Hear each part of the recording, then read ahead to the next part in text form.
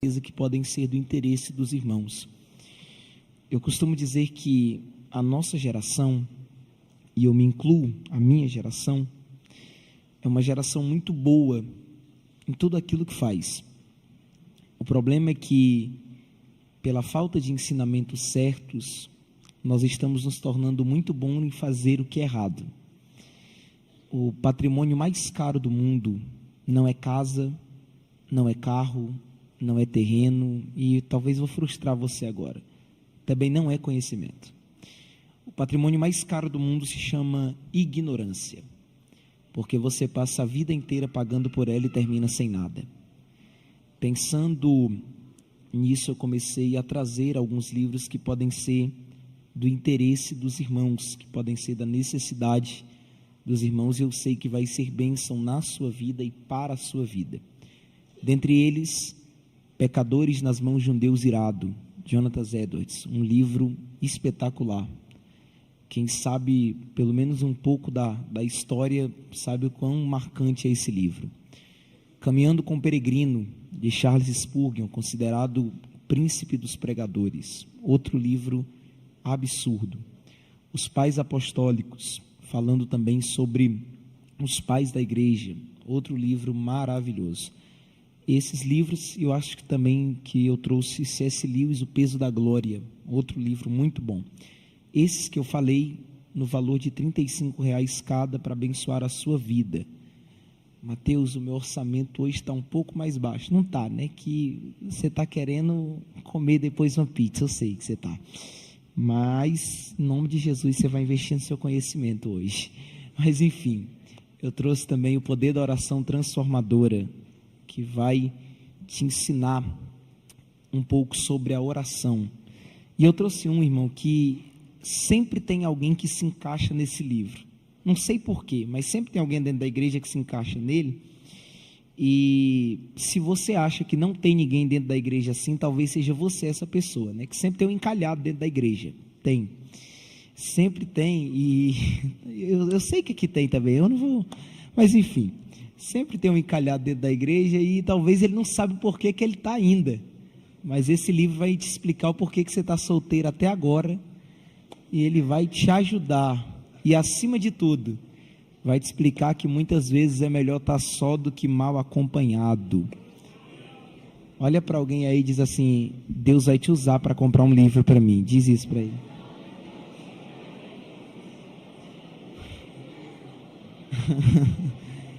Irmãos, eu trouxe também alguns cones trufados. Não engorda, quem é feio fica bonito e quem está encalhado casa no mesmo ano. É muito forte. Se tu comprar o livro do encalhado e o cone, então aí o mistério é por completo. É algo muito forte. Então no final do culto eu vou estar vendendo lá, tá bom? E em nome de Jesus, abençoa minha vida, irmão. Porque a mochila está pesada, está doendo minhas costas, tá bom? Deus abençoe. Gente, eu vou pedir a atenção de vocês, principalmente nos primeiros 10 minutos. Como a introdução, eu começo lento, quase parando, mas depois eu vou pegando o ritmo. O texto que nós acompanhamos, no capítulo de número 24, ele é chamado de o discurso apocalíptico de Jesus, pois ele fala abertamente de temas escatológicos, ou seja, relacionados com o fim da história humana, tal como a conhecemos. Até hoje, esse tema, esse texto do capítulo de número 24 do livro de Mateus tem gerado embates e conflitos, principalmente entre os pré- e pós-tribulacionistas. Jesus estava assentado no Monte das Oliveiras, o local exato onde o profeta Zacarias predissera que o Messias estaria quando viesse para estabelecer o seu reino. Esse era um local completamente apropriado para os discípulos perguntarem a Jesus a respeito de quando ele viria com poder para estabelecer o seu reino, de quando ele viria E o que os discípulos poderiam esperar?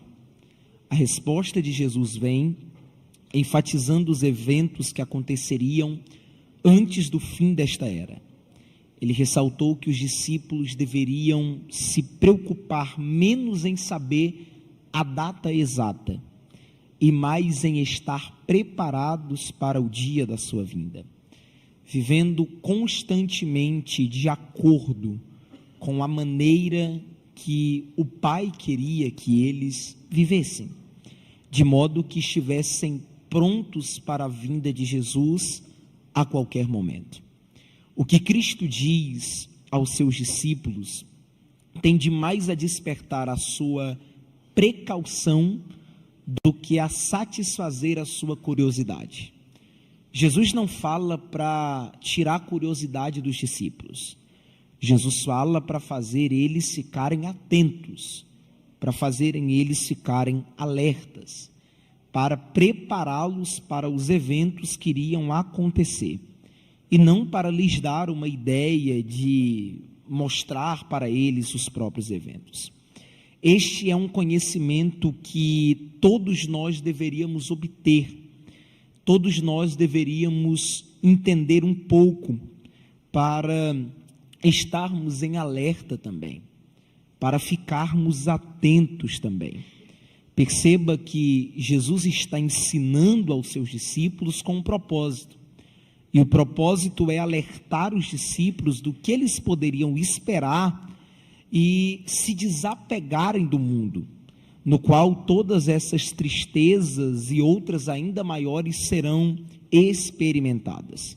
Vale lembrar também que os efeitos desses versículos, dessas falas de Jesus, não é frear, segurar, parar, estagnar o entusiasmo pelo retorno de sua vinda, mas é advertir contra os falsos requerentes e a expectativa prematura baseada em sinais mal interpretados. É necessário, gente, um cuidado muito grande no que se refere ao uso das Escrituras. É necessário um cuidado muito grande em relação à palavra de Deus, porque texto fora de contexto sempre virará pretexto para a heresia.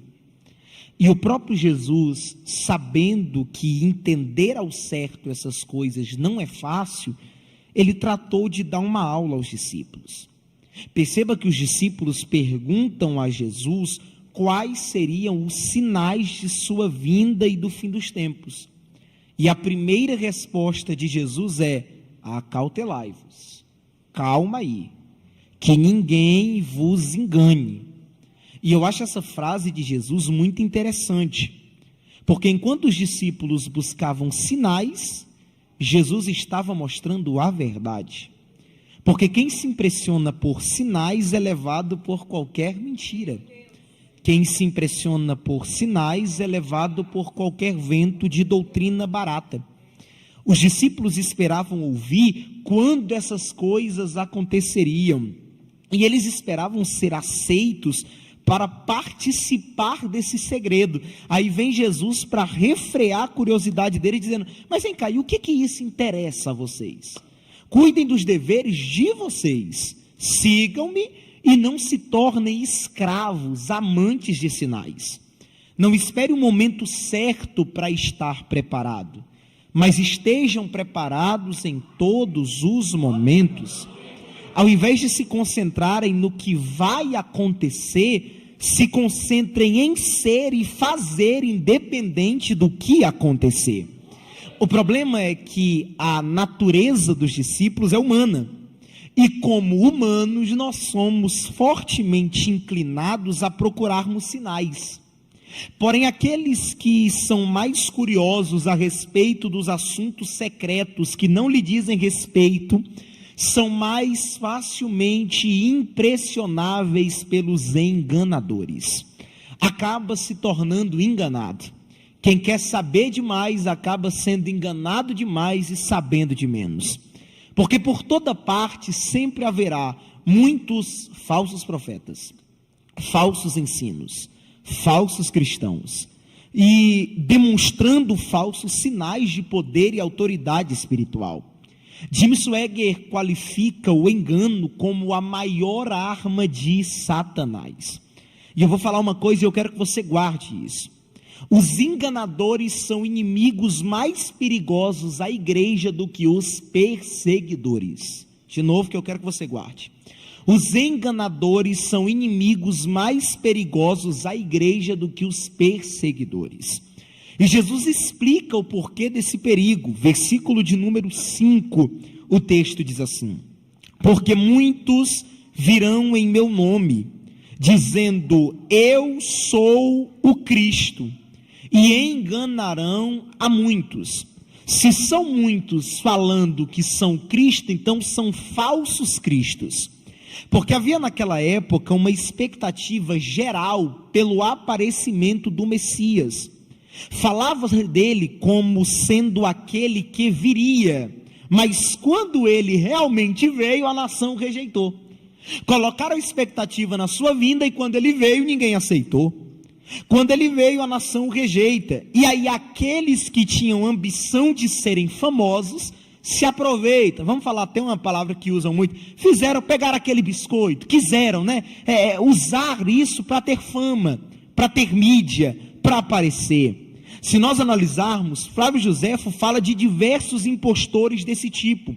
Dozeteus disse que era o Cristo profetizado por Moisés. Simão, o mágico, fingiu ter a grande virtude de Deus.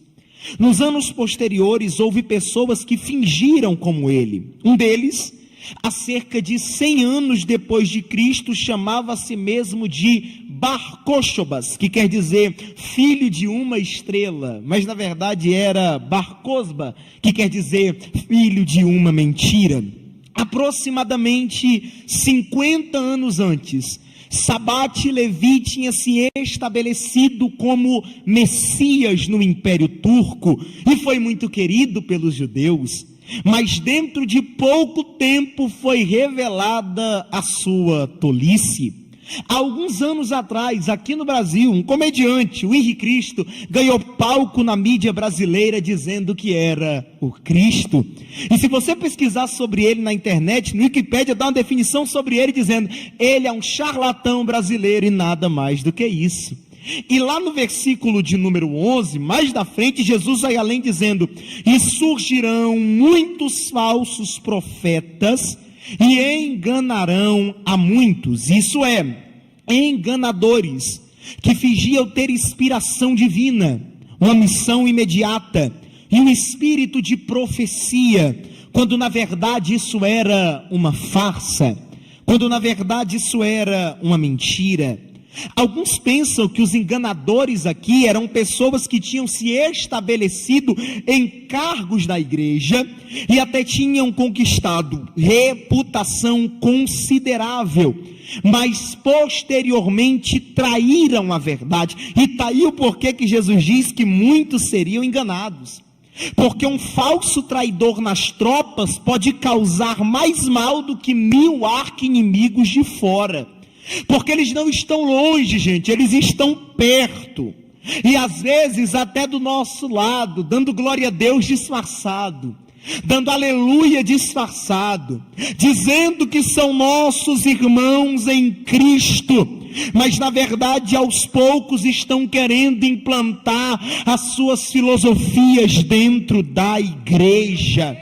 Alguns se apropriam da sua presença, da presença espiritual de Cristo, em benefício de um grupo ou de uma crença, como se tivessem o monopólio de Cristo e do cristianismo, e eles pensam que o reino de Cristo deve se erguer, cair, viver e morrer com eles. Eis que ele está nesta igreja, naquele concílio, e só aqui. Outra igreja não serve, é só aqui. Outro pregador não serve, é só comigo. Outro cantor não serve, só pode ser eu. E a gente está querendo prender Deus num cubículo, e parece que Deus é o empregado e a gente o patrão. Parece que Deus é o servo e a gente é o Senhor. E é por isso que a gente vê um monte de gente aí que não ora, que não tem intimidade, que não tem vida com Deus, dizendo: eu determino o que Deus vai fazer, eu declaro. Tu não determina nada.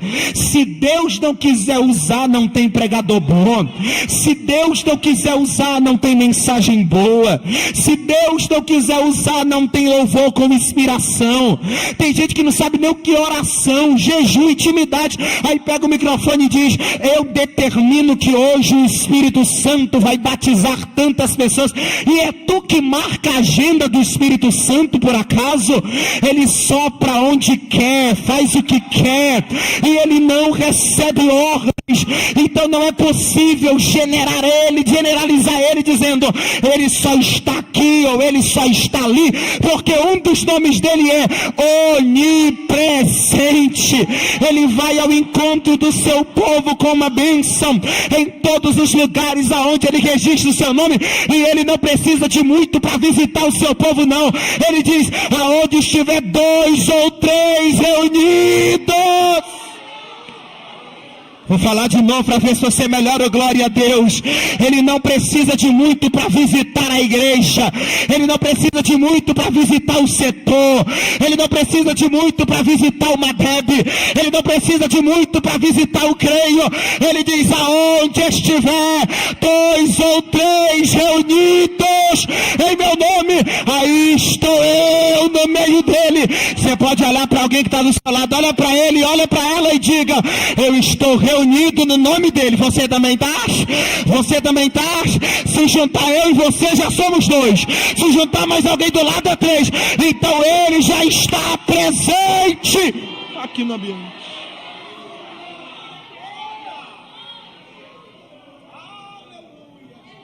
Oh, glória. Grandes são as filosofias humanas que querem tentar nos convencer de coisas erradas, que querem tentar nos tirar do foco, nos tirar da graça, nos tirar da linha. E a única maneira segura de não ser enganado é se concentrar em Cristo e em suas palavras. Capítulo 24, versículo de número 6 e 7, o texto diz assim: e ouvireis de guerras e de rumores de guerras. Olhai, não vos assusteis, porque é mister que isso tudo aconteça, mas ainda não é o fim. Versículo 7: porquanto se levantará nação contra nação, e reino contra reino, e haverá fomes e pestes e terremotos em vários lugares. Vamos lá, vamos falar primeiro das guerras. Segundo uma pesquisa muito conceituada, quase 50% de todos os cientistas do mundo, cerca de 500 mil, estão trabalhando em pesquisas de armas de destruição. Quase 40% dos recursos das nações são colocados na pesquisa e fabricação de armas. Sabe o que é engraçado? Falamos sobre paz, mas gastamos com guerra. Gastamos mais de $1 trilhão por ano em armas e guerras. Com esse valor, poderíamos resolver o problema da fome, do saneamento básico, da saúde pública e da moradia do terceiro mundo com esse dinheiro. O mundo está encharcado de sangue. Houve mais tempo de guerra do que de paz. A aparente paz do Império Romano foi subjugada por séculos de conflitos, tensões e guerras sangrentas. A Europa foi um palco tingido de sangue de guerras engarniçadas. O século XX foi batizado como o século da guerra. Na Primeira Guerra Mundial, cerca de 30 milhões de pessoas foram mortas. Ninguém podia imaginar que no mesmo palco dessa barbárie, no mesmo palco desses assassinatos, 20 anos depois explodisse outra guerra mundial. A Segunda Guerra Mundial ceifou cerca de 60 milhões de vidas. E pasmem, os gastos ultrapassaram ultrapassaram $1 trilhão. Hoje falamos em armas atômicas, nucleares, químicas e biológicas, porque o mundo está em pé de guerra. Temos visto irmãos lutando contra irmãos, tribo lutando contra tribo, na Albânia, em Ruanda, na Bósnia, na Chechênia, no Sudão, no Oriente Médio. São guerras tribais na África, guerras étnicas na Europa e na Ásia, guerras religiosas na Europa, e a cada guerra erguemos um monumento de paz para depois começar outra guerra. Só que o texto ainda diz assim: e haverá fomes e pestes, porque a fome é um subproduto das guerras. Gastamos hoje mais de $1 trilhão com armas de destruição, e esse dinheiro resolveria o problema da miséria no mundo, porque entenda, a fome hoje mata mais do que a guerra. É por isso que um presidente americano em 1953 disse: o mundo não está apenas gastando dinheiro nas armas, ele está desperdiçando o suor de seus trabalhadores, a inteligência de seus cientistas e a esperança de suas crianças. Nós gastamos no único avião de guerra 500 mil sacos de trigo, e no único míssil casas novas para 800 pessoas, porque a fome é um retrato vergonhoso da perversa distribuição das riquezas. Enquanto uns acumulam muitos, outros passam fome. A fome alcança quase 50% da população no mundo. É por isso que você não precisa ir muito longe para você ver crianças e velhos com o rosto cabisbaixo de vergonha, com o ventre fuzilado pela dor da fome, disputando com cães restos de comida no lixo. Mas o texto também fala de terremotos, e vamos lá. No ano 46 depois de Cristo, as cidades de Laodiceia, Hierápolis e Colossos foram submergidas por um grande terremoto. Em 79 depois de Cristo, Pompeia foi destruída. Ao longo dos séculos, os terremotos vêm sacudindo a terra. De acordo com a pesquisa geológica dos Estados Unidos, foram registradas de 1890 a 1930, apenas 8 terremotos medindo 6.0. De 1930 a 1960, 18 terremotos. De 1960 a 1979, 64 terremotos catastróficos. De 1980 a 1996, mais de 200 terremotos dramáticos. O mundo está sendo sacudido por terremotos em vários lugares. Os tufões e maremotos têm sepultado cidades inteiras. Desde o ano 79 depois de Cristo, no século I, quando a cidade de Pompeia, na Itália, foi sepultada pelas cinzas, porque o mundo vem sendo sacudido por terremotos, maremotos, furacões e tempestades. Em 1755, por volta de 60 mil pessoas morreram por causa de um terrível terremoto em Lisboa. Em 1906, um avassalador terremoto destruiu a cidade de São Francisco, na Califórnia, e eu poderia te dar uma longa lista falando sobre isso. Só que entenda, se isso já é complicado, só agora olha esses dados aqui. Só no século XX houve mais terremotos do que em todo o restante da história, porque a natureza está gemendo, entrando em convulsão. O aquecimento do planeta está levando os polos a um derretimento que pode provocar grandes inundações. E Spurgeon faz uma pergunta perturbadora. Spurgeon diz assim: se fomes, pestes e terremotos são apenas o princípio das dores, o que podemos esperar ser o fim? Mas o texto continua dizendo: não é só guerra, não é só fome, não é só terremoto, ainda tem mais coisa. O que? O texto mostra que diz o seguinte: se levantará nação contra nação, a perseguição também aumentará. E agora entenda, ao tempo em que foi escrito o Evangelho de Mateus, as perseguições já estavam ocorrendo. Tiago foi morto, Pedro e os demais apóstolos haviam sido forçados a fugir de Jerusalém. Os cristãos eram odiados por toda parte e morriam nas mãos tanto de judeus como dos romanos.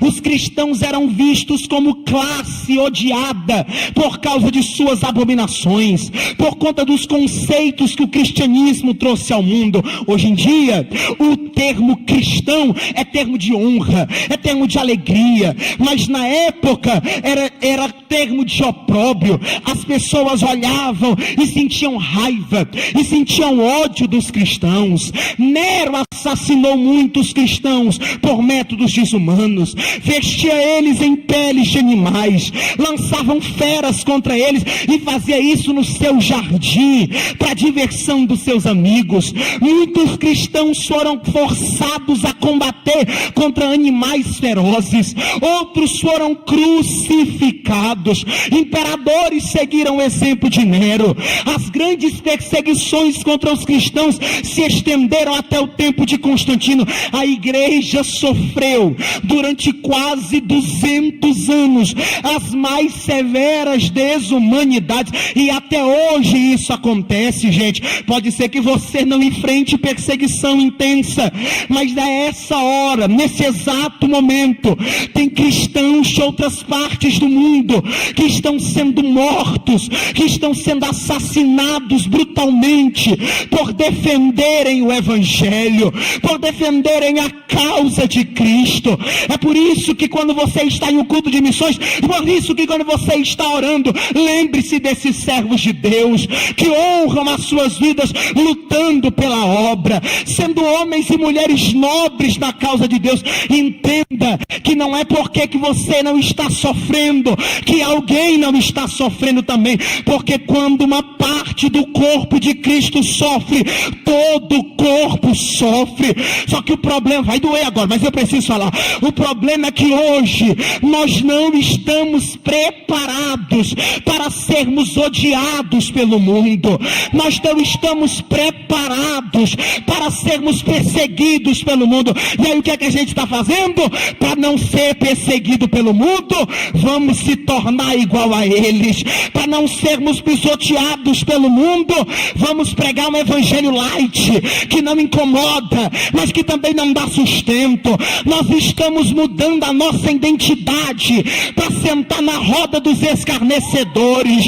Nós estamos mudando o nosso DNA para fazer a vontade da carne. E hoje em dia não dá mais para diferenciar quem é crente e quem não é, até porque todo mundo é crente, todo mundo pode beber, pode fumar, pode trair, pode adulterar, mas o que importa é postar foto no domingo na igreja, até porque o que vale é o coração, né? E a culpa maior não é de quem faz, a culpa maior é de quem ensina. Mas há um alerta de Deus à sua igreja essa noite, e o alerta de Deus é: eu te chamei para ser sal da terra, eu te chamei para ser diferente. Você pode olhar para alguém que está do seu lado, olha para ele, olha para ela. Se ele estiver dormindo, dá uma glória a Deus no ouvido dele e diga: você não foi chamado para ser o sorvete do mundo. Diz isso para ele.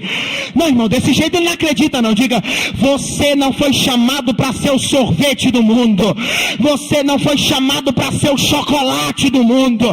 Você não foi chamado para ser o mel do mundo. Você foi chamado para ser o sal da terra.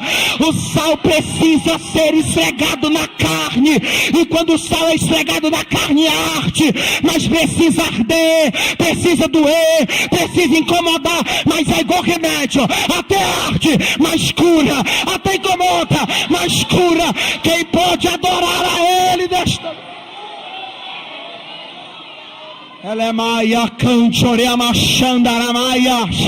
A gente está vendo muito profeta de conveniência. A gente está vendo muito profeta aí que não é mais profeta, que dependendo da condição financeira ele melhora a palavra, que dependendo de quem tem a oferta maior ele fica com a palavra mais leve. Isso não é profeta, é charlatão do evangelho, é picareta, é pilantra. Cadê os Elias para dizer: Deus é Deus e o resto é Baal? Cadê os homens de Deus nesta terra. Eu sinto a presença de Deus aqui. Eu sinto a presença de Deus aqui. Cadê os Estevãos para olhar e dizer: vocês existem no Espírito Santo? Cadê os Micaías para dizer: o que Deus mandar falar, isso eu falarei? Cadê os Josués para dizer: quem quiser cochear entre dois pensamentos, cocheie, mas eu e minha casa serviremos ao Senhor.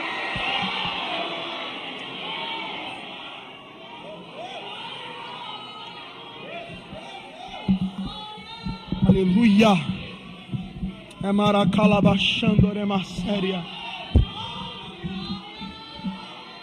Oh glória. Oh glória. Sabe qual é o nosso maior problema? É que a gente ama dar desculpa. E o problema é que quem é bom em desculpa nunca será bom em mais nada. Vou falar de novo. Quem é bom em desculpa nunca será bom em mais nada. Nós temos a síndrome de Esaú.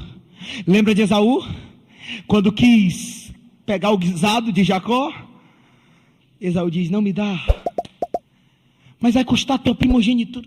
Me dá, porque eu estou a ponto de morrer. Me dá, porque se eu não comer do guisado eu morro, porque eu estou com muita fome. Será que não tinha outro alimento mais saudável? Será que não tinha outro alimento que custasse um pouco mais barato do que a primogenitura de Esaú?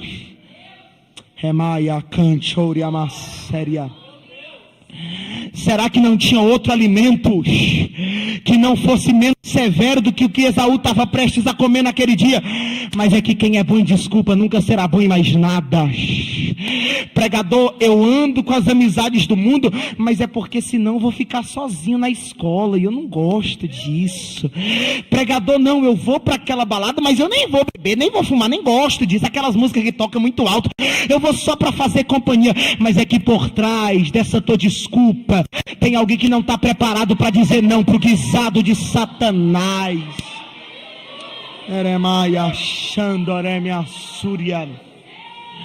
Nós não estamos preparados. Nós não estamos preparados para chegar e dizer: pecado ainda é pecado. Mentira ainda é mentira. Corrupção ainda é corrupção. Mas eu creio que Deus está levantando uma geração que não vai ter medo de falar a verdade, que não vai ter medo de pregar a palavra, e ainda que alguém olhe, faça bico, cruze o braço, ele diga: cruzando o braço ou não, fazendo bico ou não, me matando ou não, eu vou falar tudo que Deus me mandar falar. Oh glória! Versículo 10. Nesse tempo, muitos serão escandalizados, trair-se-ão uns aos outros, e uns aos outros se aborrecerão. Porque quando a profissão começa a custar caro para os homens, eles se ofendem. Por quê? Porque eles até querem ser crente. Só que o problema é que eles querem ser crente podendo fazer tudo também. Quando o preço da renúncia for alto, eles olham e dizem: não é bem o que eu queria. Quando começar a gerar conflito, eles vão dizer: não era o que eu pensava. E aí eles vão fazer o quê? Vão se afastar de vez. Paulo sempre reclama desses tipos de pessoas que começaram bem, mas foram impedidos por alguma coisa. Eles estavam conosco, mas saíram de nós, porque jamais foram nossos verdadeiramente. Só que eu vou falar algo aqui, eu quero que você entenda.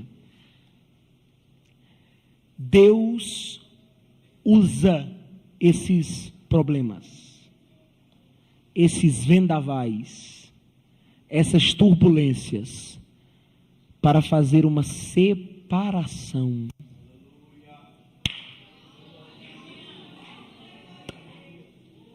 Para selecionar quem é e quem não é. É por isso que tempo de perseguição pode ser sim, tempo de dor, tempo difícil, óbvio. Mas também é tempo de descobrimento. Porque é nos tempos de perseguição que os lobos em pele de ovelhas arrancam seu disfarce. É o texto, a Bíblia diz: eles trair-se-ão uns aos outros e uns aos outros se aborrecerão. Porque o Pai sabe quem é quem. Oh, glória! Só que esses tempos são perigosos. Porque quando vem a traição, porque quando vem o aborrecimento, o ódio, são coisas que são diretamente opostas à vontade de Deus. E guarde isso, em tempos enganadores, quando surgem os falsos profetas, e em tempos de perseguição, quando os santos são odiados, pode-se esperar duas coisas. Primeiro, multiplicação da iniquidade. Segundo, diminuição do amor.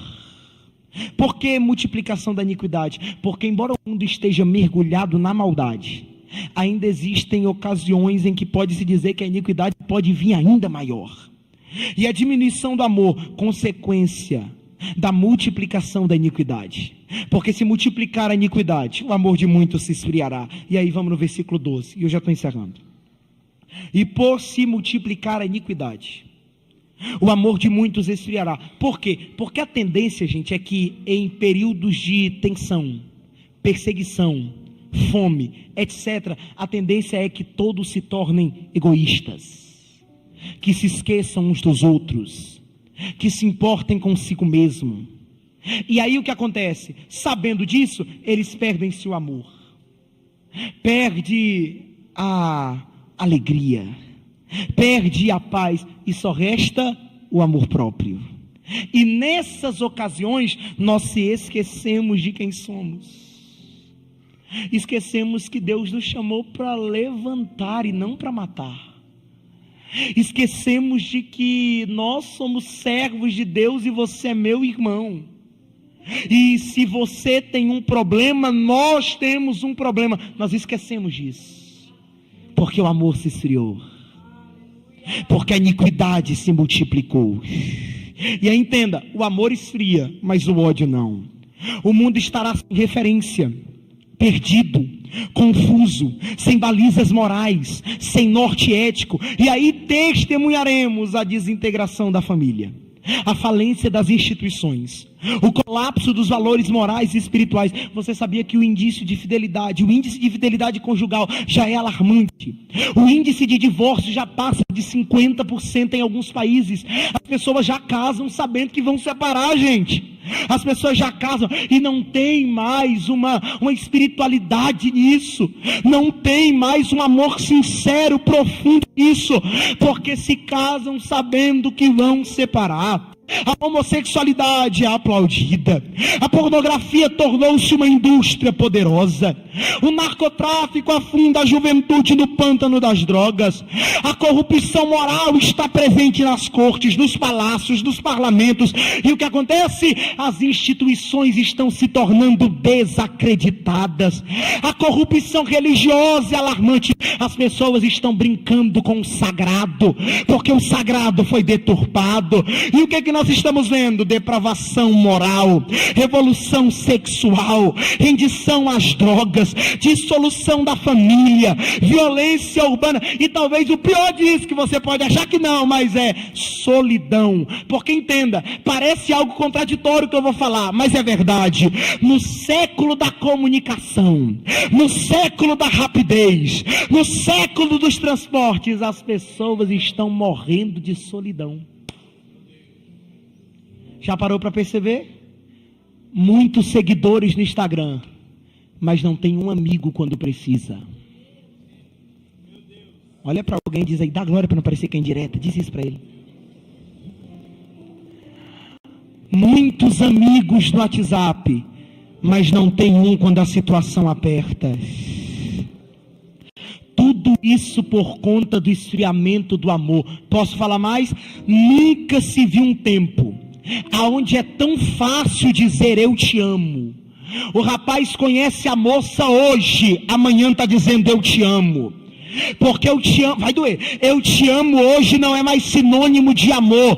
Eu te amo é chave para acessar intimidades.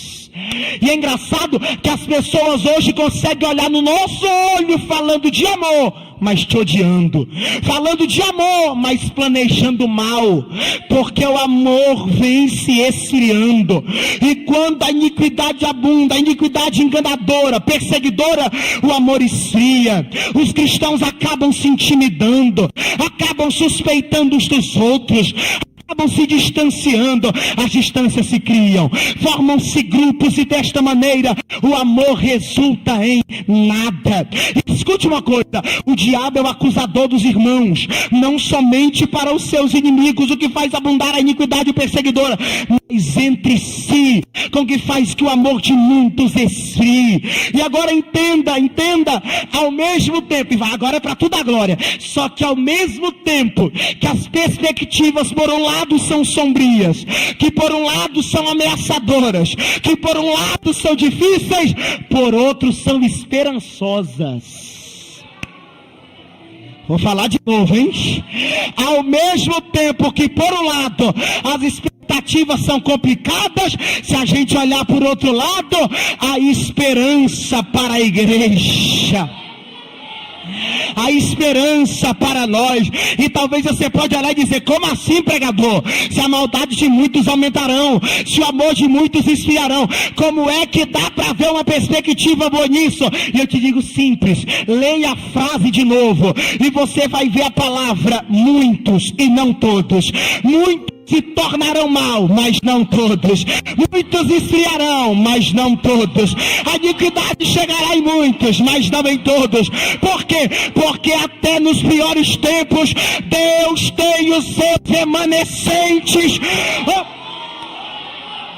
Olha para alguém que está do céu, eu sei que é chato, mas olha para alguém aí e diga, você faz parte dos remanescentes de Deus.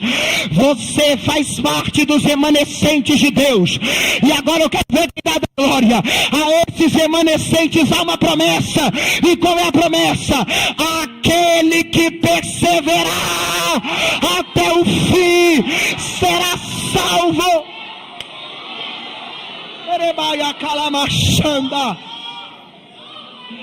E sabe o que é incrível? É que Jesus faz questão de deixar claro, quem vai ganhar o prêmio não é o homem que começa a corrida, mas é o que corre até a chegada. Por quê? Porque salvação é para quem persevera até o fim. Vou falar e quem tiver glória me acompanha. Evangelho não é sobre quem corre mais rápido. Evangelho é sobre quem chega. Oh, alguém entendeu? Vou melhorar. Evangelho não é sobre quem corre mais rápido. Evangelho é sobre quem chega. Evangelho nunca foi sobre velocidade, mas é sobre constância. Tem gente que começou rápido, mas parou. Mas tem gente que está se arrastando, mas está indo.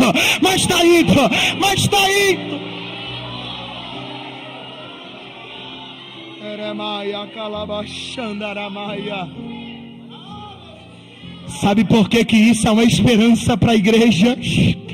Porque a gente sabe que embora muitos se magoem, que embora muitos se frustrem, que embora muitos saiam da igreja, ainda há os remanescentes que irão perseverar até o fim. E isso é especial, porque quando vemos tantos se afastando, temos a tendência de temer que a causa de Cristo vá afundar, por falta de quem o apoie, por falta de quem professe o nome dele. Mas é aí que está o detalhe mais lindo de tudo isso: a causa é de Deus, o dono da embarcação é Deus, e ele não deixará a sua causa ser frustrada.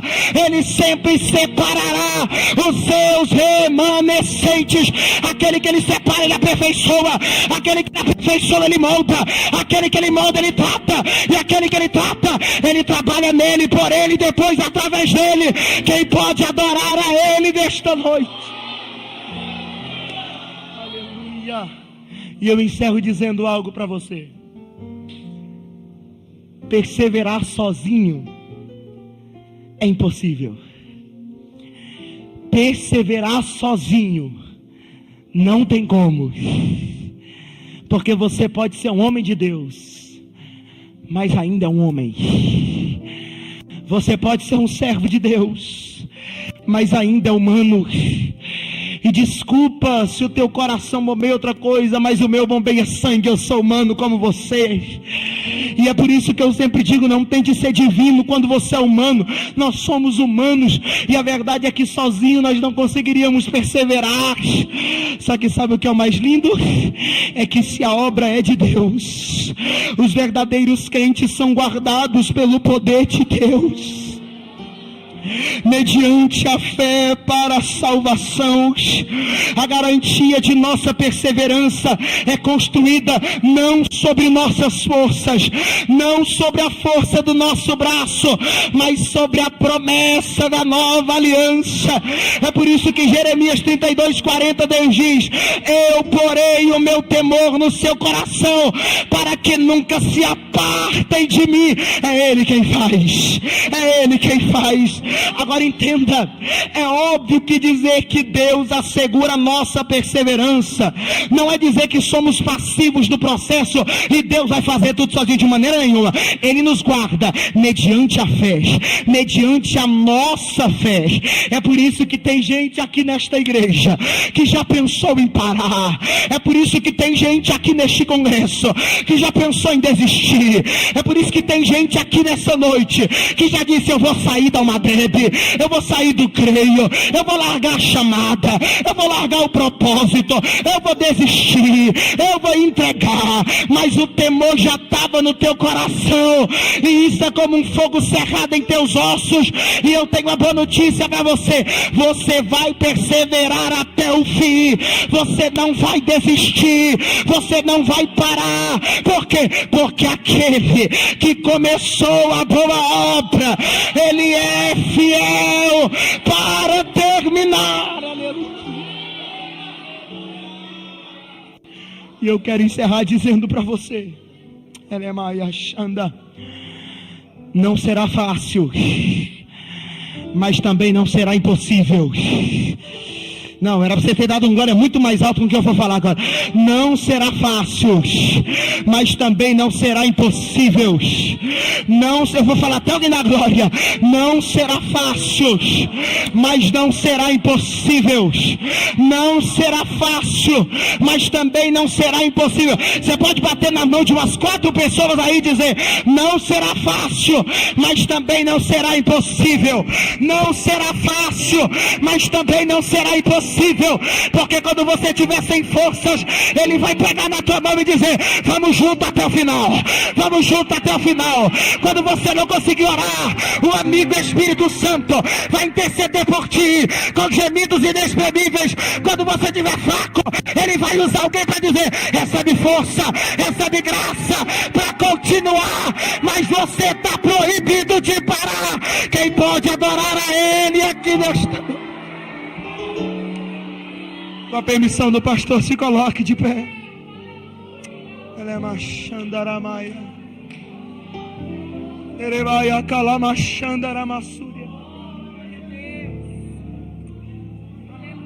Jesus.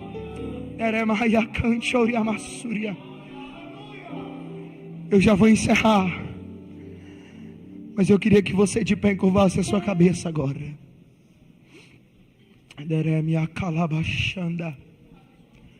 O Espírito Santo manda eu falar aqui que é noite de cura para a alma de alguém. Só Deus sabe o quanto esse congresso, o quanto esse culto seria essencial para vocês. Porque tem gente aqui nessa noite que estava prestes a parar. Porque tem gente aqui nessa noite que estava prestes a desistir.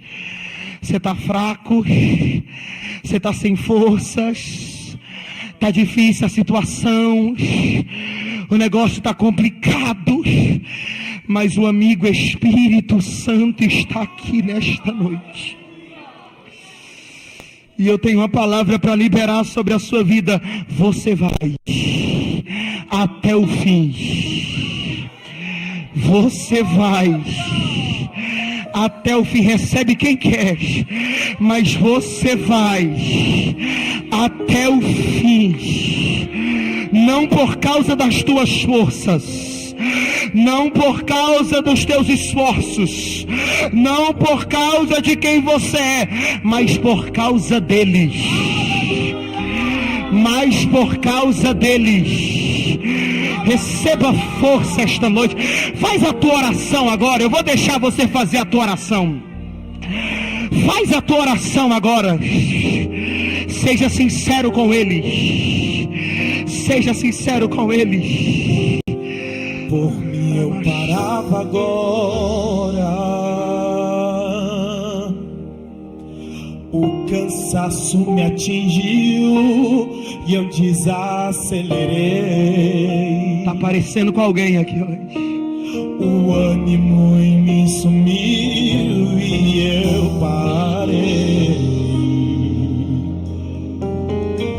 Parei pra respirar um pouco e não desisti. Mas mesmo assim, talvez você está dizendo, ó, por mim eu parava agora. Meu coração entrou em alerta, ficou exausto. Eu sinto medo que me aperta e me deixa assustado. Já teria tempos parado.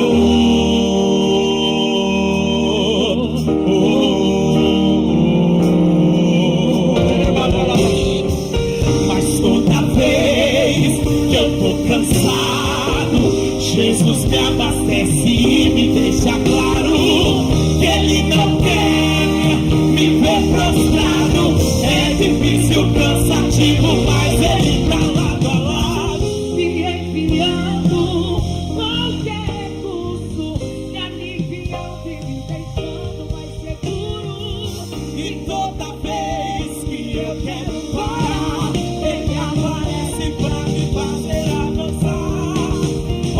Eu já teria desistido, mas por Ele eu chego lá. Isso. E é por causa dele que eu não parei nem desisti. E é por causa dele que eu levantei e decidi seguir. E é por causa dele que eu ainda continuo a lutar, por causa de Jesus que sempre me conduz. Eu sei que eu chego lá, porque quando eu não der conta, Ele vai me ajudar. Quem pode adorar? Ele vai me ajudar. Ele vai. Receba a força do céu. Levanta sua mão, declara isso. Se você sabe, canta, vai.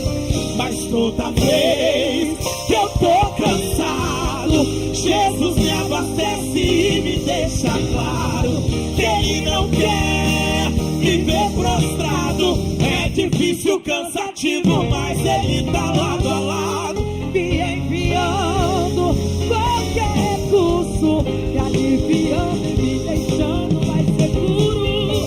E toda vez que eu penso em parar, Ele aparece pra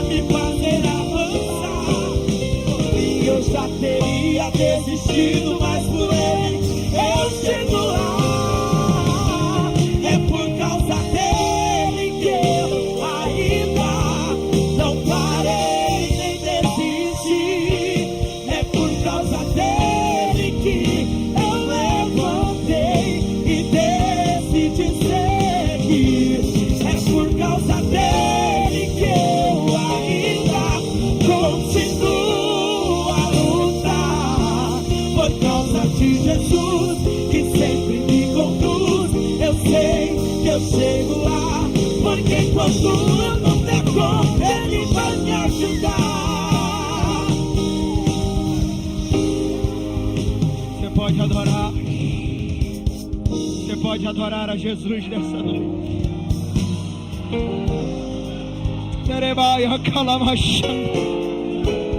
Se você tiver glória, libere glória. Se você tiver aleluia, libere aleluia. Quem é batizado, fale em línguas agora. Você não vai parar, porque tem uma mão muito mais forte te guiando. Você vai perseverar na santificação e vai chegar até o final. Glória. Eu já vou encerrar. Mas eu não posso encerrar sem cumprir a minha obrigação como pregador da palavra de Deus. Ainda de pé como você está, eu vou ser breve. Eu queria muito conhecer você. E eu queria te pedir, por favor, sua sinceridade. Nada mais que isso, sua sinceridade. Tem alguém no nosso meio que ainda não aceitou a Cristo como único e suficiente Salvador, ou está afastado dos caminhos do Senhor? Levanta a mão bem alto que eu quero te ver. Bem alto. Tem alguém? Tem alguém? Eu queria muito essa sinceridade agora. Os instrumentos baixinho agora, por favor. Tem alguém? Tá bom. Você não quer levantar a sua mão, sem problemas. Só que eu preciso dizer algo para você. Você sabia que foi o meu Jesus que te trouxe aqui esta noite? Eu sei que esse congresso fala sobre perseverança.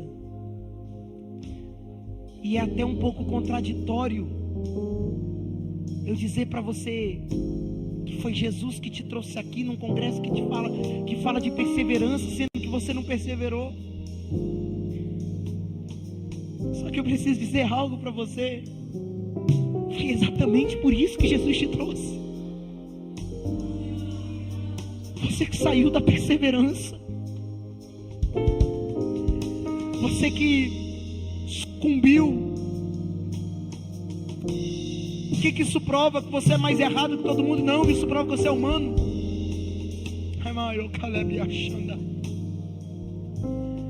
Isso prova que sozinho você não deu conta. Você decidiu sair de casa. Só que eu preciso dizer algo para você. A maior besteira da sua vida foi essa. Tentar viver uma vida sozinho. Porque o mundo é complicado demais para tentar viver sozinho. Porque as coisas são pesadas demais para tentar enfrentar sozinho. Sabe o que faz esses jovens cantarem, louvarem? Não é que eles não têm problemas, não, eles têm. Não é que eles não enfrentam dores, não enfrentam. Mas é porque tem alguém do lado deles que está dizendo: eu te dou força quando você estiver fraco. Eu saro a tua alma quando você estiver ferido. Eu te alegro quando você estiver triste.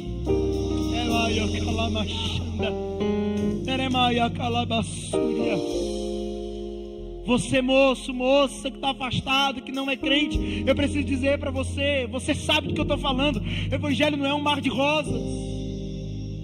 Tem vezes que essas pessoas que estão aqui não querem cantar, não querem pregar. Eu mesmo tem vezes que não quero pregar. Mas a graça vem, nos levanta e diz: eu sou contigo, independente desses momentos. E Ele é tão fiel, Ele é tão maravilhoso, que Ele te trouxe aqui essa noite para dizer: você errou, você falhou, você saiu de casa, mas a minha graça tem a medida do teu coração.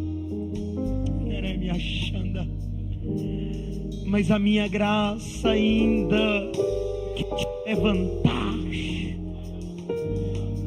Sozinho você não dá conta. E não adianta, porque farmácia não vende remédio para a alma. Eu digo isso sempre. Porque hospital não tem injeção para a alma. Você pode se dopar e quando você acordar, a tua alma ainda está ferida. Mas o Jesus que cura almas, o Jesus que sara os corações, te trouxe aqui nesta noite para dizer: volta para o lugar de onde você nunca deveria ter saído. Cadê você, moço e moça que quer aceitar e voltar para Jesus? Eu sei que tem gente aqui nessa noite. Tem pelo menos um rapaz e uma moça que precisam voltar. Você já sabe que eu estou falando com você. O Espírito Santo já falou com você. E a Bíblia diz: se ouvirdes a voz do Espírito Santo, não endureçais o vosso coração. Você sabe que o teu lugar é aqui, sabe que o teu lugar é dentro de casa. Você sabe que não dá mais para ficar longe dele, e ele está te chamando. Eu queria que a igreja fizesse papel de igreja. Se você está do lado de alguém que não é crente ou que está afastado, toca no ombro dele, no ombro dela. Não deixe ele desconfortável, não obrigue ele, mas diga para ele, diga para ela: se você quiser, eu vou lá com você. Diga isso para ele, diga isso para ela: se você quiser, eu vou lá com você.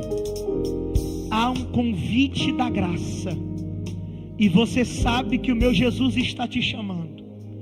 Ô moça, você sabe que o meu Jesus está te chamando. Você sabe que o teu lugar é aqui dentro. Corre para cá. Corre para cá. Porque Ele quer mudar a tua história hoje.